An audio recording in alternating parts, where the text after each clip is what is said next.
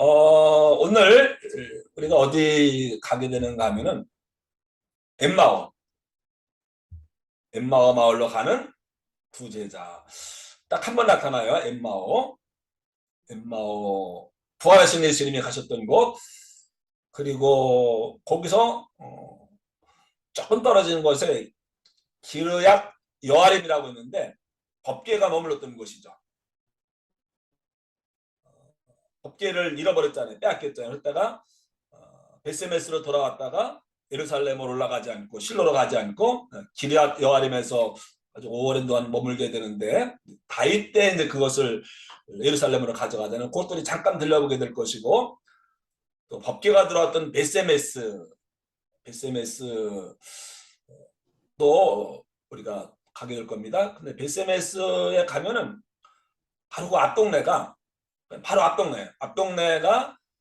삼손의 고향이에요. 삼손. 삼손의 고향이고, 또 그 옆 동네가, 삼손의 고향 옆 동네가 삼손이 사랑했던 딥나에 살던 그 여인, 그 동네입니다. 이렇게 쭉 돌아가지고서 또 거기서 한 10분 더 가면은 다윗과 골리앗 현장에 가게 됩니다. 다 가까이 있어요. 다 뭐 10분 거리면 충분히. 엠마오에서 기럇 여아리까지는 거의 붙어 있는 거고, 한 5분이면 가고, 또 베세메스까지도 5분이면 가고, 또 삼손 살던 동네도 5분이면 가고, 다 5분 거리 다 붙어 있는 거예요. 네, 그런 것들, 그쪽 지역을 우리가 쉐펠라라고 하는데 아마 좀 생소한 용어겠죠. 성경 쉐펠라라고 안 나오는데 성경에는 그냥 평지라고 표현했어요. 평지는 아니고 둥글둥글한 구룡지대, 약간 언덕지대라고 보시면 될 겁니다. 그런 곳에 우리가 한번 가보겠습니다. 그리고 다음 시간에 마지막 예루살렘 찍겠습니다. 어디로 가고 계시죠? 예수님이? 엠마오. 엠마오 마을로 가는 두 제자, 부활하신 날 오후에 부활하시고 나서는 맨 처음에 막달라 마리아를 만나시고, 그 다음에 제자들 묵고 있던 나사로의 집에 가신 것이 아니고 엠마오라고 하는, 복음서에 처음 나오죠. 부활하시기 전에는 엠마오라고 하는 마을이 한 번도 안 나왔는데 엠마오 마을로 예수님이 내려가셨어요. 엠마오 마을로.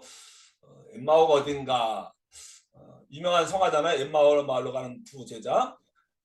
그래서 잘 모르면 두 제자면 베드로 요한인가 이렇게 생각할 수 있는데 아니죠. 한 사람은 이름을 알아요. 글로바. 또 한 사람은 누군지 모르는데 아무튼 엠마오라고 하는 마을에 살던 사람들이 있었는데 그들도 6월절 맞이해 가지고서 예루살렘 올라왔다가 예수님 죽는 거, 돌아가시는 거, 또 이런 거 다 보고서 아주 부활절 날 오후에 예수님 돌아가신 것까지만 듣고 보고 상심해서 이제 엠마오 마을로 고향으로 돌아가고 있었죠. 그 엠마오.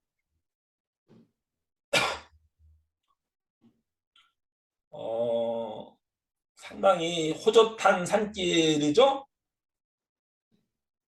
사람들도 없고, 아주 멋있어요. 이런 산길을 걸어가시는 모습으로 그렸는데 이제 실제는 어떤 곳인가? 그 엠마오로 갔던 그 길이 남아 있어요. 로마 시대 때 만든 길인데 예루살렘에서 엠마오로 가는 2000년 전에 있던 길이 지금도 남아 있어요. 트레킹 할 수 있는 그런 곳인데 엠마오가 어떤 곳인가 어딘가를 봅니다. 엠마오는 뭐 성경에는 예루살렘에서 20여리라고 했는데 엠마오까지는 정확하게는 우리가 잘 모르는데 엠마오라고 하는 것으로 추정되어지는 곳이 몇 군데 있는데 그중에 가장 가능성 있는 곳이 여기 엠마오라고 있습니다. 한 15마일, 뭐 길면 20마일 정도 떨어진 곳에 엠마오라고 하는 그곳에 이제 기념교회들이 있는데 그것을 가능성이 있기 때문에 천년 전에 1500년 전에 그곳에 기념교회를 세워놨던 거 아니겠습니까? 그래 엠마오 예루살렘에서 엠마오로 가는 길. 그 길 따라서 쭉 내려가면 어디가 나오는 거예요? 그 길이 어디로 가는 길로 이어지는 거예요? 어디로 가는 길에서 엠마오에서 내리는 거예요? 예루살렘에서 엠마오 거쳐서 어디를 가는 거예요? 텔아비브 가는 길이에요. 텔아비브가 요바잖아요.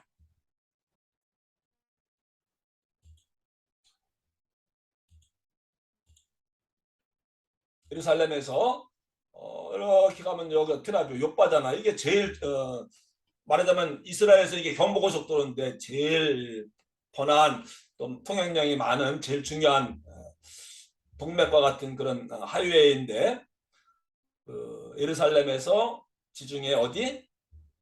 텔아비브, 요파. 일리 가야 로마도 가고 지중해를 타고서 다른 나라도 가고 이렇게 할 수 있는 중요한 길이었습니다. 지금도 제일 중요한 길이고, 그러니까 여러분들이 이스라엘 갈 때 텔아비브에 있는 벤구리온 공항에 내려서 예루살렘에 올라갑니다. 그럼 이 길로 가게 됩니다. 그 길에 엠마오가 있는 거예요. 엠마오 가는 길이 하이웨이 옆에 좀 이렇게 있습니다.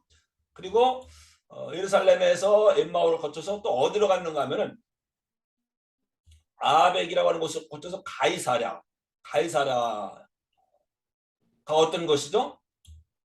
바울이 2년 동안 감옥에 갇혀 있던 거. 그랬다가 이제 내가 로마의 황제에게 상소를 하겠습니다. 보내달라 해가지고서 가이사랴 항구죠. 여기서 이제 로마로 가서 가이사랴에 2년 있다가 로마로 가서 또 2년 동안 가택연금을 당하고 풀려나잖아요. 그래서 이제 스페인 가고 했던 그 가이사랴.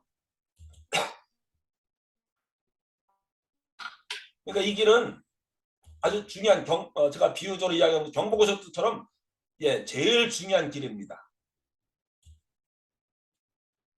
텔아비브로 가기도 하고 가이사르로 가고. 그러니까 로마에서 오는 사람들, 유럽에서 오는 사람들이 예루살렘 오지 않겠습니까? 그럼 다 어디로 오는 거예요? 이 길로 올라오는 거예요. 가이사랴나 요바는 뭐 가장 오래된 항구 도시잖아. 요바를 통해서 사람들이 예루살렘 올 때 올라오는 길이 바로 엠마오로 가는 그 길이었습니다. 이해되십니까? 엠마오가 어딘가 아주 유명한 동네는 작지만은 뭐 어디 비유해야 될까요? 뭐 경부고속도로는 경부고속도로 타고서 부산 가는데 뭐 어떤 동네로 해야 될까요? 작은 동네 하이웨이 옆에 있는 그런 곳이 엠마오였습니다. 엠마오. 그러니까 이 길을 따라서 바울이 예루살렘에 갇혀 있다가 사람들 죽이려고 하는 음모를 알아채고서는 그 천부장이 가이사르로 보내잖아요. 그럴 때 밤중에 호송하는 군대 200여 명, 300여 명을 붙여가지고서 한밤중에 아무도 모르게 아주 1급 비밀로 해가지고서 도중에 매복하고 있다가 바울을 죽일지도 모르니까는 호송을 해갔던 그 길도 바로 엠마오로 가는 그 길이었습니다. 네. 그러니까 얼마나 중요한 길인가. 제일 중요한 고속도로 지금으로 말하면 그것이 엠마오를 지나가는 그 길이었습니다. 그러니까 예수님이 뭐 이렇게 아무도 안 다니는 이런 호젓한 산길을 가신 것이 아니고, 예수님 가실 때 예수님만 걸어가신 것이 아니고 옆에 뒤에 앞에 많은 사람들이 뭐 이렇게 가고 있는 거예요. 군인들이 계속 또 말 타고 왔다 갔다 하면서 로마 사람들이 만들어 놓은 그 길에는 1마일이나 2마일마다 이렇게 돌로 안내판이 그 마일리지가 써 있는 것이 이제 세워져 있었고, 또 군인들이 계속 이제 안전을 보호하기 위해서 이렇게 순찰하고 있던 그런 곳입니다. 그런 곳이 엠마오로 가는 그 길이었다. 이런 아무도 없는 산길, 저 시골 그런 곳이 아니었다고 하는 거예요. 지리적으로 볼 때 예루살렘에서 예수님이 이제 오늘 더 심하네요. 부활하신 예수님이 이제 엠마오가 어디냐면은 여기 있네요. 엠마오 쭉 내려가는 길인 거죠. 계속 내려가야 되는 거죠. 해발 800m 대관령 꼭대기 예루살렘이 있고, 이제 엠마오는 어디예요? 저 강릉이나 뭐 그런 데로 제가 비유하지 않았습니까? 그러니까는 15마일 거리네요. 15마일. 근데 계속 산길인데 내리막길인 거예요. 얼마나 내리막길인지 이해가 됩니까? 15마일밖에 안 되는데 해발이 한 700m 차이가 나니까는 600m, 700m 차이가 나니까는 그리고 여기서 계속 가면은 여기 제가 이렇게 보면은 길 있죠. 산들이 작은 산들이 있죠. 이 산은 이렇게 큰 산이에요. 근데 그 산에 내려가면 밑에 평지가 나타나는데 역시 작은 산들이 있습니다. 이런 지대를 보고서 우리가 셰펠러라고 하는 그런 용어를 사용합니다. 셰펠러. 성경지를 공부하는 사람들은 셰펠러라고 이렇게 부르는데 성경에는 평지로 나왔습니다. 평지. 평야까지는 아니고 평지. 왜? 이런 산길, 이런 험한 산이 있다가 평지가 나타나는 거예요. 그러다가 드디어 이제 이렇게 평야가 나타나고 바다가 나타나는 게 이스라엘을 동서로 관통할 때 이런 지도가 그려지는 겁니다. 우리 예루살렘에서 여리고에서 지난 시간에 여리고에서 이렇게 예루살렘 올라가지 않았습니까? 여기는 더 험하죠. 여리고는 마이너스 350m인데 예루살렘 800m니까는 야, 한라산 꼭대기 올라가는 그런 거예요. 말하자면 그 대관령 꼭대기를 걸어서 올라간다 생각했어요. 근데 이게 험한 길인데 오늘은 이제 예수님이 부활하신 예수님이 반대쪽으로 이렇게 한 번도 가지 않으셨던 곳이잖아요. 엠마오를 한 번도 가지 않으셨는데 그 동네 사람들이 6월절에 예수님 만나러 올라왔다가 예수님 돌아가신 것 보고서 상심해가지고 다시 돌아가는데 예수님이 그들 사이에 살짝 끼어들어가지고 대화를 나누면서 엠마오까지 가니까는 날이 저물었더라 이렇게 나오잖아요. 예, 그런 것이 엠마오입니다. 그 길이 지금도 이렇게 나 있는데 예, 여기 길 보입니까? 이런 산길로 쭉 가는 거예요. 이게 엠마오로 가는 그 길입니다. 이 길. 예수님이 가셨던 길이죠. 로마 사람들이 놓은 그런 길이기 때문에 다 길에는 돌을 깔았어요. 왜? 마차가 다녀야 되니까. 2000년 된 길. 그러나 돌을 깔았기 때문에 그 당시에 그게 이제 페이브먼트죠. 포장도로죠. 예. 이런 곳을 예수님이 걸어가셨던 거예요. 예. 돌. 다 깔렸잖아요. 여기쯤에 이제 엠마오쯤 다 평야까지는 아닌데 구릉지대가 나타났잖아요. 가다 보면은 이런 곳이 나타나요. 중간중간쯤에.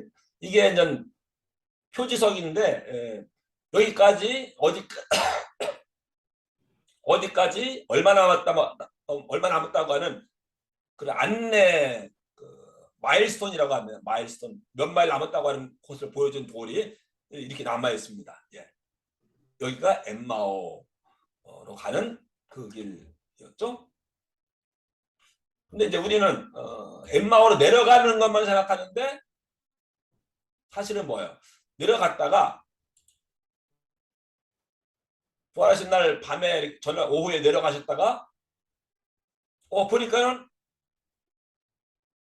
낮에 같이 동행했던 분이 예수님이신 거예요. 깜짝 놀라가지고 예수님 아니십니까? 하는 순간에 예수님이 사라지셨어요. 그 즉시로 이 사람들이 누굴 찾아갑니까? 제자들을 찾아가요. 이 글로바는 누군가 하면은 딱 한 번 나와요. 글로바의 아내에 대한 이야기를 합니다. 글로바의 아내. 그러니까 부부가 같이 올라간 거예요.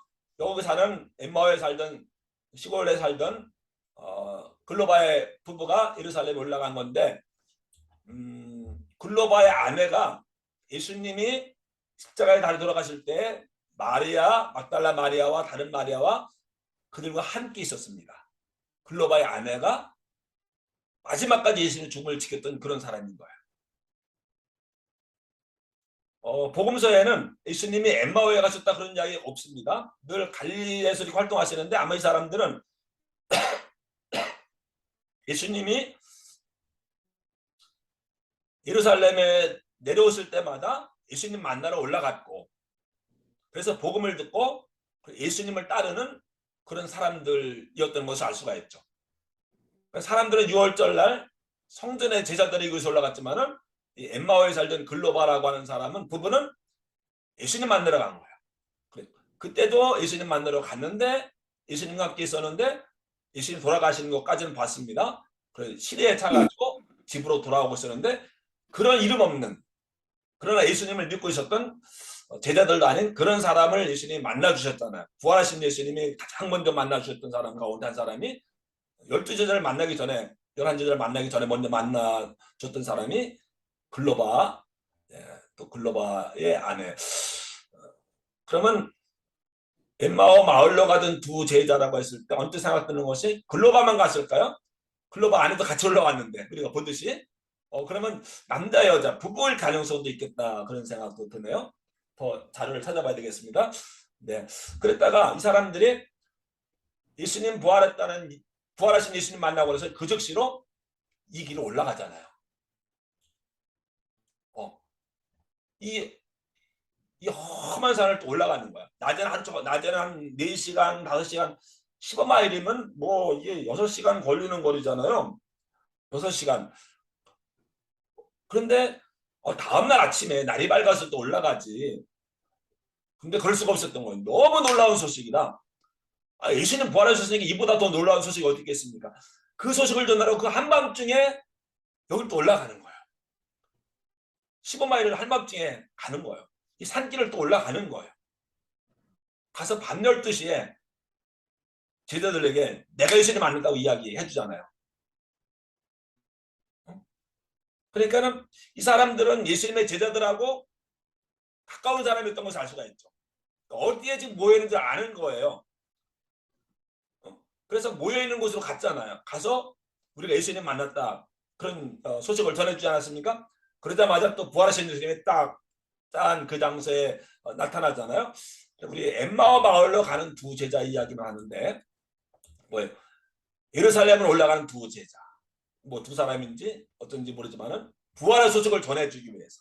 그러니까 엠마오 마을로 내려가다가는 부활하신 예수님을 만났고 내려가서는 만난 다음에는 예루살렘 올라가서 부활의 소식을 전하죠. 성경에서 예수님의 부활의 소식을 맨 처음 전해준 기록적으로는 그 사람들이 글로바 이 두 사람이더라고요. 누구에게? 베드로에게, 아니 요한에게, 제자들에게 이 소식을 전해주러 그 한밤중에 그 험한 길을 올라가는 거예요. 얼마나 이 길이 험한가 하면 몇 년 전에 한 5, 6년 전에 밤 11시 넘어서 이제 벤구리온 공항에 도착해서 올라가는데 그때 밴이었어요. 중간쯤 사이즈의 차였어요. 올라가다가 차가 멈췄다가 5분 있다 올라갔어요. 힘들다고 차가 못 올라간대요. 가다가 하이웨이에서 옆으로 비켜가지고 엔진 시키고 올라가더라고요. 차로 가는데도 그런 길을 올라가더라고요. 그 소식을 당장 전하지 않고는 견딜 수가 없었던 그 심정이 이해가 됩니까? 부활의 소식. 그게 있는 엠마오 마을로 가던 두 제자 이야기. 엠마오 마을로만 내려가면 안 되죠. 이제 우리는 세상으로 나가서 부활의 소식을 전해야 되는 거죠. 정말 부활하신 예수님 만나면 그럴 수밖에 없죠. 글로바와 그의 아내처럼. 엠마오. 오늘은 요 동네들 여기 이렇게 된 동네들에서 일어나는 일이 뭐냐면은 삼손, 또 다윗과 골리앗, 또 법궤 이런 이야기 배경이 이런 지역이 되겠습니다.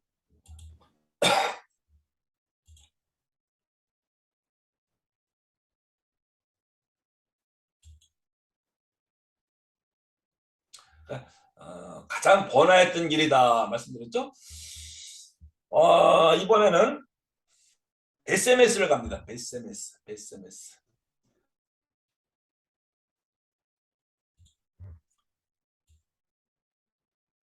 예루살렘이 여기 있고 지도를 볼까요? 지도로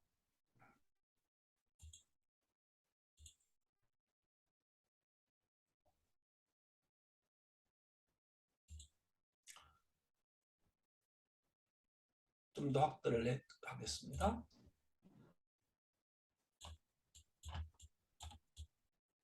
예루살렘이 어디 있나? 예루살렘이 여기 있네요. 다 여기 산악지대죠? 베들레헴이 여기 있고 예루살렘에서 엠마오는 여기쯤입니다. 엠마오로 아까 내려간 거 우리 공부했잖아요. 그다음에 엠마오로 내려가는 길에 기럇 여아림이라고 하는 곳이 여기 있네요. 기력 여한이 있는데 여기서 옆에가 베세메스. 베세메스가 여기 있습니다. 베세메스. 베세메스 나오잖아요. 엠마오, 예루살렘, 베들렘. 네, 여기는 우리 갔습니다. 근데 이제 그 엠마오에서 얼마 떨어지지 않은 곳에 남쪽으로 내려가면 베세메스라고 하는 곳이 있는데 법궤가 빼앗겼다가 돌아오지 않았습니까? 그랬던 곳이 베세메스인데 그 베세메스를 잠깐 보러 갑니다.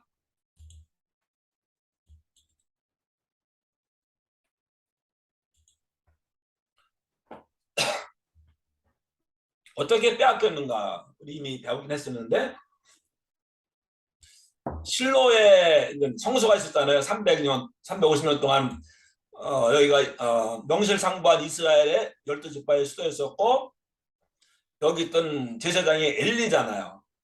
사무엘이 여기서 엘리 제사장 밑에서 자랐던 그 실로의 성막이 350년 동안 있었는데 전쟁이 나가지고 누구와의 전쟁? 블레셋과의 전쟁. 이쪽은 다 여기가 다 블레셋 땅이에요. 여기. 이거 제일 좋은 땅 블레셋. 그렇죠? 여기는 이 산악지대인데 겨우 여기 이제 이스라엘 찾아오고 있는 거예요. 에베네셀에서 전쟁을 하고 있는데 누가 블레셋이 쳐들어와가지고 이 블레셋이 쳐들어와서 이스라엘 여기 싸우는데 전세가 기우니까는 안 되겠다 해가지고서 엘리의 두 아들이 성소에 지성소에 있었던 법궤를 전쟁터에 가지고 나오죠. 왜? 법궤는 하나님의 임재 상징이잖아요. 그러니까 하나님의 힘을 빌려가지고 우리 전쟁해야 되겠다. 우리 힘으로 안 되겠다. 그래서 전쟁터에 가지고 나왔는데도 어떻게 됐어요? 이기지 못했어요. 빼앗기고 말아요. 법궤까지 빼앗기는 일이 벌어져요. 세상에 그 귀한 법궤를 가장 이 땅에 있는 것 중에 가장 귀한 것이 법궤였잖아요. 가장 거룩한 것이 법궤잖아요. 하나님의 임재의 상징이잖아요. 그런 법궤를 어렵게 지성소에서 가지고 나와서 전쟁터로 나왔는데도 법궤를 빼앗긴 거예요. 그래가지고 그 법궤가 블레셋에 빼앗겨가지고서 아스도 들어갔다가 가 들어갔다가 에그론 갔다가 그다음에 이제 들어온 곳이 베세메스잖아요. 여긴 다 어디예요? 블레셋이에요. 아스돗, 가드, 에그론. 블레셋에 중요한 도시들이 있는데 5개 도시가 있는데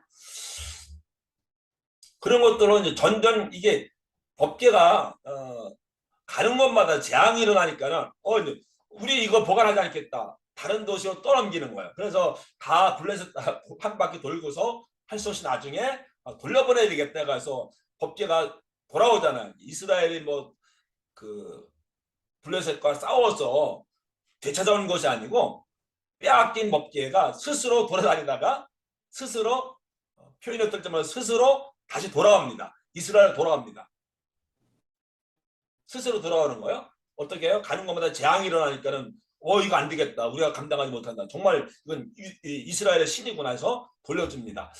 그래서 법궤가 처음으로 돌아오는 것이 베세메스였었는데 베세메스에서 그것이 아까 이야기한 기랏 여아린 가서 글쎄요 정확하게 제가 모르겠고 오랜 동안 100여 년 동안 있다가 사울이 그러면 가져갔어야 되는데 왕 된 다음에 사울도 그냥 팽개치고 나 몰라라. 그 다윗이 왕이 된 다음에 맨 처음에 기랏 여아림에 있던 어떤 산골에 말하자면 옷방에 그냥 어떤 사람이 보관하고 할 수 없이 보관하고 있던 그 법궤를 되찾아오는 그런 일이 있었잖아요. 그러니까 기랏 여아림이 어디라고요? 아까 엠마오 바로 옆에 엠마오에서 2분 3분 거리에 있습니다. 물론 차로. 근데 베세메스에서 멀지 않죠. 이렇게 이런 루트를 통해서 법궤가 돌아오는데 법궤가 다시 첫 번째 들어왔던 곳이 베세메스라고 하는 곳이라고 하는 것을 이야기를 한 겁니다. 베세메스.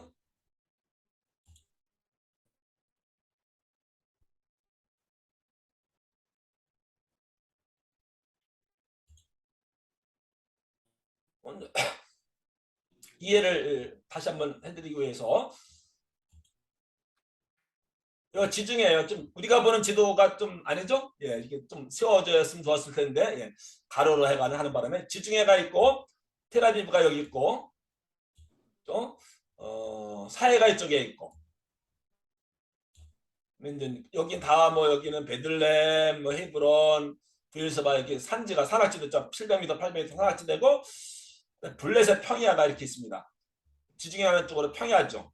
원래 해안가는 평야잖아요. 그리고 사론해권에 사론 평야가 있고 여기가 제일 좋은 곳들이에요. 평야지대는 이스라엘에서 지금 지도에서 보듯이 평야는 다 이쪽에 사론 평야, 블레셋 평야인데 이름에서 볼 수 있듯이 무슨 누가 차지했어요? 블레셋이 차지했어요.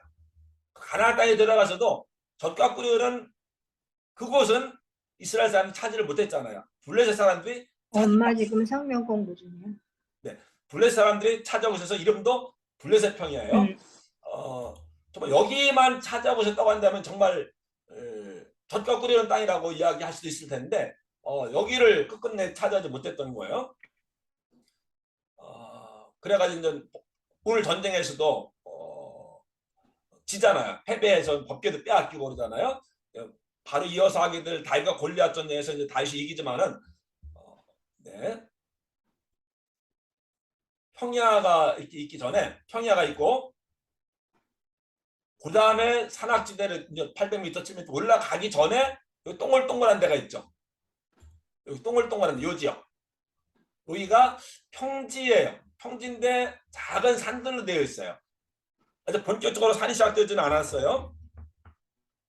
그래서 이제 평야에서 산을 올라가는 그 중간 지점에 작은 구릉지대가 있는데 거기를 셰펠라라고 부르는 거예요. 그 지역을 셰펠라라고 부르는 겁니다. 네, 그 지역에서 있었던 일들을 이야기하는 거예요. 거기가 바로 엠마오고 거기가 바로 법궤가 처음 들었던 베세메스고 거기가 삼손의 고향이고 그 다음에 다윗과 골리앗이 전쟁하는 곳이고 뭐 이런 곳들이 다 여기에 있는 겁니다. 이 지역에 있는 거예요. 뭐라고요? 셰펠라. 내 이름은 잊으실지 몰라도 그냥 한번 셰펠라 기억하고 계시길 바랍니다. 네, 이런 평지와 산악지대의 중간에는 작은 구릉지대다. 그래 가서 보면 이렇게 계곡들로 이루어져 있고 작은 산들로 이루어져 있는 것을 금방 알 수가 있는 그런 곳입니다.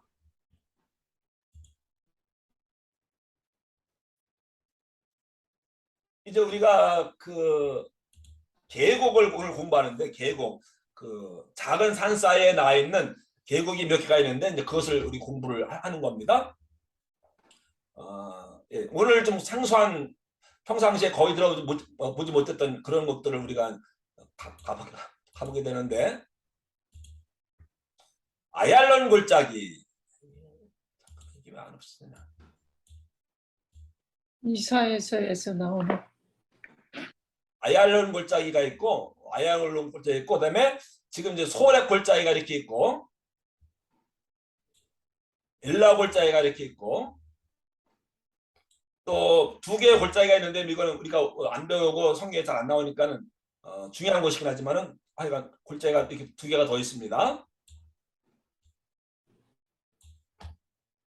이게 이것이 요 지역을 아까 뭐라고 불렀습니까? 셰펠라 지역이라고 했어요. 작은 산들이라고 했죠. 그러니까 작은 산들로 이렇게 이루어져 있는데 산과 산 사이에 평지가 있겠죠. 거기를 계곡이라고 부르는 거야. 지리학적인 용어로 계곡을 우리 성경에서는 평지라고 이야기했습니다. 그렇죠? 평지. 예. 근데 거기는 실제로는 계곡인 거예요. 아얄론 골짜기, 소렉 골짜기, 엘라 골짜기를 공부하겠습니다. 아얄론 골짜기는 예루살렘에서 이제 그 아얄론의 그 엠마오를 통해서 내려간 그 길을 이야기하는데 여기서 무슨 일이 있었어요? 아얄론 골짜기에서 지도를 볼까요? 아니면 이걸 볼까요?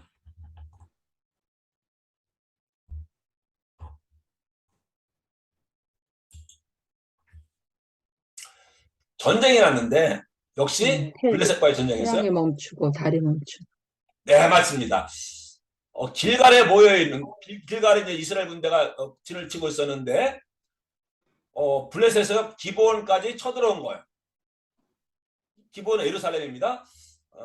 그래가지고서 이스라엘 군대가 여기까지 와가지고서 블레셋 군대가 싸웁니다. 블레셋 군대가 패배해가지고 막 도망가는데 여호수아가 끝까지 따라갑니다. 그리고 아얄론에 이뤘을 때 골짜기에서 아얄론 골짜기에서 뭐라 기도합니까? 저 블레셋을 다 잡아주게 되니까 하나님 시간이 없습니다. 해를 멈춰주시고 달을 달을 멈춰주시고 멈춰주십시오. 해와 달이 멈췄던 곳 그것이 아얄론이에요. 그 계곡이 바로 아얄란 골짜기라고 벨리 아얄란 골짜기라고 하는 그곳입니다.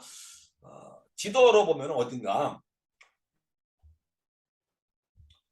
그 유명한 사건인데 우리 이제 지를 배우고 있으니까 좀 알아야 되잖아요.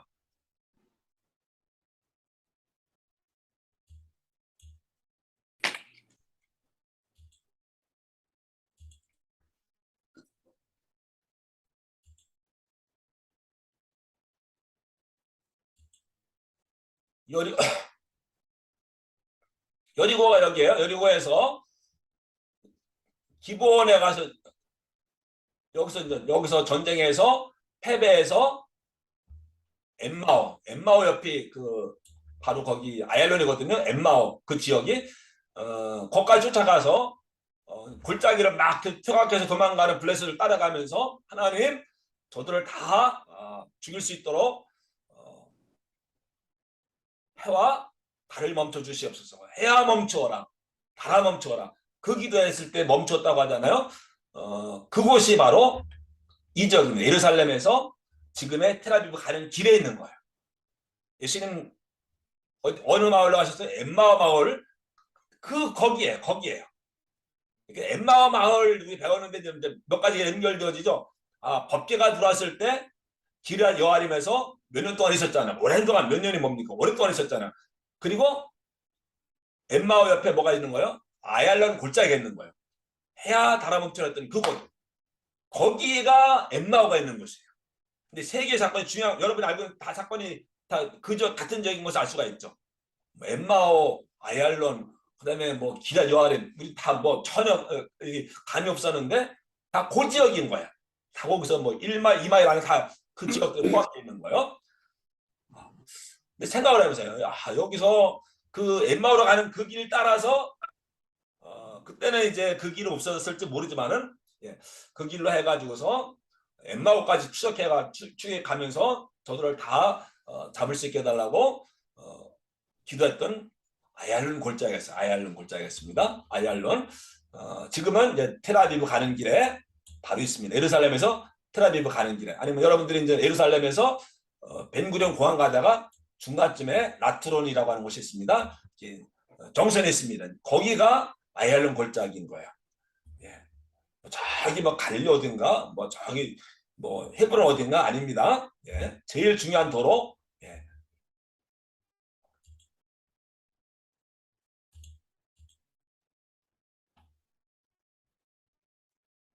아얄론 골짜기는 배우셨고 그다음에 이제 소렉 골짜기를 보는 겁니다. 소렉 골짜기. 베스메스. 다시 지도를 왔다 갔다 해야 되나요? 베스메스, 예루살렘, 그리고 엠마오, 그리고 아얄론, 여기가 또 뭐 기럇 여아림인데 베스메스는 바로 옆에 있습니다. 이렇게 있습니다. 여기 한 10분 거리예요. 베스메스. 뭐라 그랬죠? 아시돗에서 법궤가 돌고 돌아서 이쪽으로 돌아가면서 맨 처음에 이스라엘 땅으로 돌아왔을 때 들어왔던 곳. 불행하게도 이제 법궤가 돌아서 얼마나 됐습니까? 근데 그걸 보다가 법궤 열고 보다가 얼마나 많은 사람 죽었어요. 베스메스 사람들이. 그래가지고 무섭다고 해서 그거를 기럇 여아림으로 가져갔잖아요. 그랬다가 예루살렘을 가져간 거예요. 연결이 되십니까? 네. 베스메스 좀 생소한 이름인가요? 예, 베스메스. 그곳이 어딘가를 보는 거예요. 이제 왜 골짜기라고 하는가 하면은 여기 다 산이에요. 근데 이건 낮은 산이에요. 50m, 100m가 안 돼. 낮은 산인데 여기 다 산이에요. 근데 여기만 이렇게 낮은 이렇게 계곡이 있는 거예요. 여기를 보고 골짜기라고 부르는 거예요. 골짜기죠. 산과 산 사이 골짜기인데 실제로는 거의 평야예요. 뭐 한 해프마일 정도 넓이가 될까요? 그 정도 되는 평야인데 뭐 우리나라 평야와는 비교가 안 되겠죠. 끝없는 평야가 아니고 이쪽 산과 저쪽 사이에 원래 이스라엘은 평지가 없으니까는 평지가 얼마나 귀합니까? 근데 이런 골짜기들 있는데 여기가 이제 소렉 골짜기라고 부르는 겁니다. 소렉 골짜기, 소렉 골짜기. 따라서 해보세요. 소렉 골짜기, 소렉 골짜기. 네. 아까는 아얄론 골짜기. 골짜기에 네. 중요한 일들이 일어나는 거예요. 소렉 골짜기인데 법계가 이렇게 법계가 이렇게 일리 들어온 거예요. 골짜기 타고서 어떤 법계가 이렇게 법계 싣고서 이건 이방인들이 하는 식이잖아요. 이렇게 소에다가 마차로 해가서 이렇게 싣고 이 짓을 또 그 제사장들의 어깨에 메고 가야 되는데 이것을 또 배워가지고 새로운 방법이네 해가지고서 이렇게 하다가 그 누가 울산가에 누가 가다가 이거 떨어지는 바람에 붙잡으려고 즉사하지 않았습니까? 이거 흉내낸다 그런 거예요. 이렇게 하고서 이 법계가 어디로 들어온 거예요? 바로 베스메스로 들어온 거예요. 여기 들어온 거예요. 요 루트입니다. 요 평지로 들어오게 되죠. 여기 있는 사람들 저기서 이제 이 마차가 들어오는 게 다 보이는 거예요. 그렇죠? 베스메스 사람들이 드디어 이제 하나님 들어오시는구나 그랬던 곳. 그런데 여기가 베스메스인데 그 건너편에 소라라고 산이 있어요. 여기가 삼손의 고향이에요. 삼손. 바로 이 골짜기 건너편에 소라가 있잖아요. 이걸로 보여드릴까요?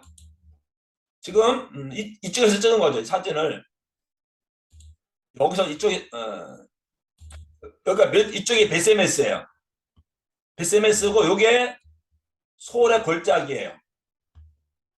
여기 베세메스고 소의 골짜기인데 이 동네가 소라라고 하는 곳인데 삼손의 고향이에요. 삼손의 고향이에요. 그 유명한 그 삼손이 어디 살았어요? 삼손이 무슨 집 할까요? 그러면은 사사잖아요. 근데 단지파 속하죠. 단지파. 이쪽이 이렇게가 블레셋 평야예요. 블레셋이 살고 있었어요. 근데 지금 우리가 공부하고 있는 곳은 다시 그려야 되겠네요.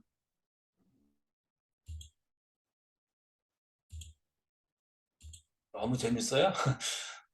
다시 그릴게요.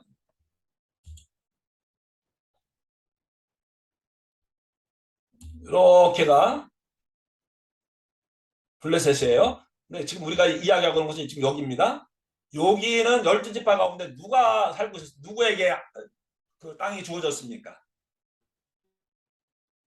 단지. 지파에게 주어졌는데 제일 좋은 곳이죠. 근데 단지파가 못 살겠는 거예요. 누구 때문에? 플레이스. 그래가지고 단지파가 어디 도망갔어요? 여기 무슨 산이죠? 헐몬산으로 도망갔잖아요. 다 집 사가지고서 민족 대이동을 했잖아요. 그랬던 곳이 단지파인데 바로 그 동네에 누가 살았던 거예요? 단지파. 삼손이 단지파예요. 그러니까 삼손의 고향 소라 옆에는 누가 살고 있는 거예요? 블레셋이 살고 있는 거예요. 이제 그 삼손의 여자 관계가 복잡하잖아요. 그 설명을 해드릴게요. 왜 그런 여자 관계가 있었는가?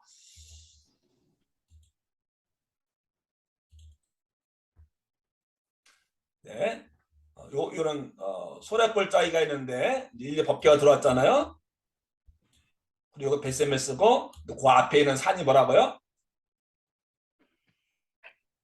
누가 살았다고요? 삼손의 고향입니다. 소라라고 하는 고향인데 첫 번째 여자가 누굽니까? 딥나 여인이었죠. 딥나 여인. 딥나.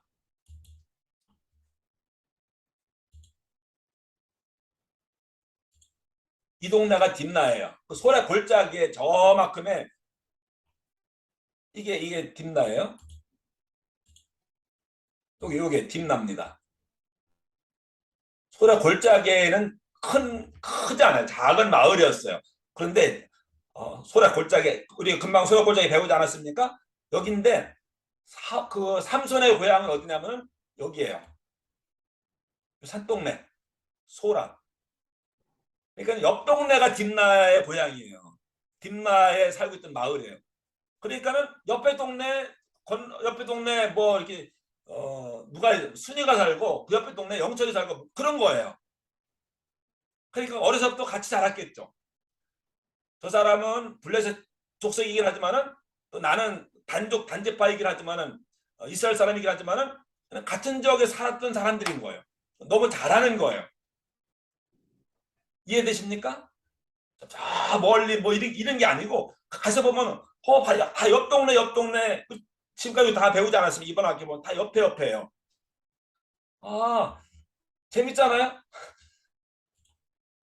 여기에 살던 너희를 사랑하게 된 거예요. 어렸을 때부터 봐왔을 거예요. 근데 왜 단지파 안에도 여자들이 있고 막 그랬을 텐데 왜 이 사람에게 마음이 끌었을까요? 또 이 삼손이 만난 여자는 다 블레셋 사람들만 만나요. 또 한 번 또 누굴 만나러 갑니까? 가사로 가잖아요. 가사.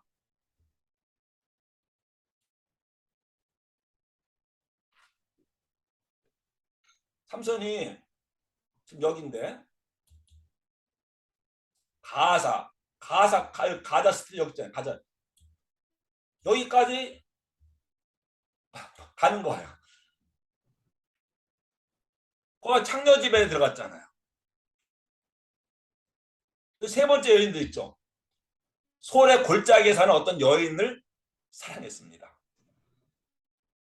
세 델릴라. 명의 여자가 나와요. 근데 다 블레셋 사람들이에요. 한 사람은 바로 옆 동네 아가씨였었는데 사랑해서 결혼한다고 하니까 부모가 말리는 거예요. 너는 하나님 특별히 주신 아들이고 나시린이고 누구보다 너는 하나님의 사람으로 받쳐야 되는 그런 사람인데 포도주도 마시면 안 될 사람인데 어떻게 이방인하고 결혼하냐. 근데 내가 사랑한다는 거예요. 그래서 결혼했어요. 바로 옆 동네 아가씨랑 결혼했어요. 블레셋 사람하고. 근데 그 장인이 자기 딸을 또 다른 남자에게 또 시집 보낸 거예요. 이렇게 해가지고서 이혼을 당한 거예요. 또 그 다음에 두 번째 여인은 가자까지 가는 거예요. 가자도 블레셋 옛날부터 블레셋 땅이었거든요. 가자로 내려가서 창녀집에 들어갔어요. 근데 거기 온 것을 알고 사람들이 이 블레셋 사람들에게는 이 삼손이 골칫거리는 거예요. 너무 힘이 세가지고 하니까는 당연할 수가 없으니까는 뭐 어떻게 못하는 거예요. 그러니까 몰래 괴력을 써가지고서 죽이려고 하다가 죽이지 못했어요. 삼손이 화가 나가지고서 가자의 성문을 떼가지고서 그걸 가지고서 어디로 올라갑니까? 헤브론으로 그 800m, 900m 고지대로 이걸 지고 올라간 거예요. 그리고 갖다 버리잖아요. 두 번째 여자, 세 번째 여자는 누굽니까? 솔의 골짜기. 마찬가지 아까 딥나처럼 그 동네 옆에 있는 어떤 아가씨를 또다시 사랑하게 된 거예요. 델릴라. 누구죠? 들릴라예요. 영화 같은 데 보면은 들릴라가 창녀로 나오죠. 이게 가사에서 창녀집에 들어갔던 그 여인을 데릴라처럼 드라마화했습니다. 아닙니다. 세 번째 여자는 창녀가 아닙니다. 길거리 여인이 아닙니다. 몸파는 여인이 아니었습니다. 그냥 옆 동네에 살던 그냥 순진한 그 여인이었어요. 블레셋 사람이었어요. 이번엔 또 그 사람을 사랑하게 되는 거예요. 근데 그 사람이 또 이제 블레셋 사람들이 이제 막 죽이겠다고 하니까 어떻게 합니까? 어디서 힘이 나오는지를 묻고 물어가지고 마침내 내 머리카락을 자르면 내 힘이 다 없어진다. 거기서 머리카락 잘리잖아요. 그 세 번째 여인이에요. 창녀가 아닙니다. 예?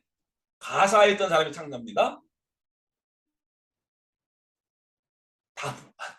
다 블레셋 사람들이죠. 근데 이상하게 성경은 정말 이건 말이 안 되는 거죠. 어떻게 보통 이스라엘 사람들도 용납이 안 되는 건데 나시린인데 어떻게 이럴 수가 있을까? 창녀를 만나러 가지 않나? 여자들 때문에 인생을 망치게 되지 않나? 근데 성경은 잘 읽어보세요. 그것에 대해서 조금 더 한 번도 부정적인 표현을 안 해요. 이상하죠? 근데 왜 그러면 이 여자를 밝히나? 삼손은 여자만 밝히나? 뭐 그런 사람인가? 뭐 이런 생각도 들고 아무튼 여자 때문에 망치고 여자 때문에 인생이 그렇게 되고 여자 때문에 결국 죽임을 당하잖아요. 비참하게 말로를 맞이하게 되잖아요. 자기 동족에도 얼마든지 여자들 많이 있는데 왜 자기 동족은 눈에 안 찼을까? 예, 저 순천에 살던 사람이 서울에 와서 유학 왔습니다. 이제 순천 저 중학교까지 다녔는데 거기도 이제 뭐 다니면서 옆에 뭐 옆 동네 옆에 여자 중학생들 뭐 이렇게 뭐 많이 있어요. 근데 서울에 올라와서 강남을 가보니까는 이거 순천에 있는 죄송합니다. 순천 사람들 비유해가지고서 거기서 본 사람들하고는 전혀 다른 거예요. 그러니까 순천에 있는 여자가 눈에 안 타는 거예요. 서울 강남에 오니까는 이거 문화도 틀리고 뭐 모든 게 다 틀린 거예요. 너무 잘 살고 너무 예쁘고 너무 모든 차이가 나는 거예요. 정말 저 순천은 정말 시골인 거예요. 그러니까 마음이 당연히 서울에 있는 강남에 있는 아가씨에게 마음이 끌리게 되죠. 대학 다니는 아가씨에게 마음이 끌리겠죠. 순천 살 때는 중학생이었던 뭐 영수를 사랑했는데 서로 올라가니까는 뭐 지혜가 있는 거예요. 뭐 그런 이름 가진 그런 거예요. 블레셋이 이스라엘보다 훨씬 잘 살았죠. 비교가 안 되는 거예요. 블레셋 사람들은 다 칼 가지고 싸우는데 이스라엘 사람들은 뭐 가지고 싸워요? 돌멩이 가지고 싸우잖아요. 작대기 가지고 나와서 싸우잖아요. 그리고 볼까요? 오늘도